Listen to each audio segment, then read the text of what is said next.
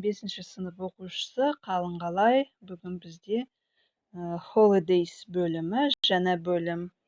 Бұл бөлім Holidays дегеніміз демалыс, каникулы деген бөлім. Бұнда бүгінгі өтетініміз ауа райы жайлы болмақ. Бірінші тапсырмада бізде 4 мезгіл берілген: Spring – көктем, Summer – жаз, Autumn – күз, Winter – қыс.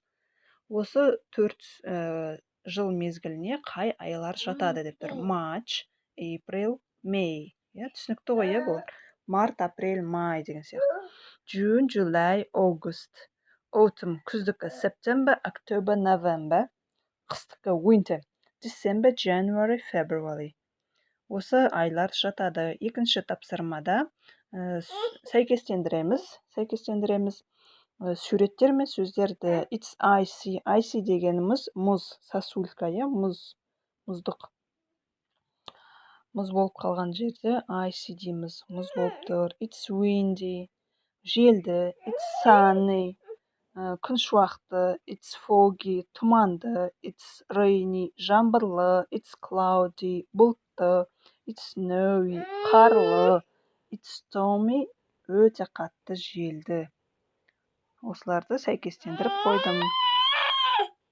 Үшінші тапсырмада өзіне ұнайтын, мысалы, қай ай ұнайды, ол не себепті ұнайды? Қай мезгіл ұнайды, не себепті ұнайды? Қай мезгіл ұнамайды, не себепті ұнамайды?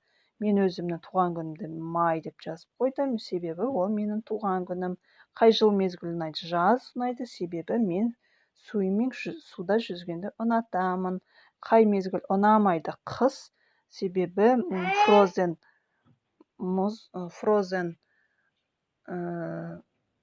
icy, snowstorm, cloudy. Бұның барлығы аяз, мұз, қарлы боран, бұлтты күн. Осылар ұнамайды. Сол себептен қыс мезгілі ұнамайды деп жаздым.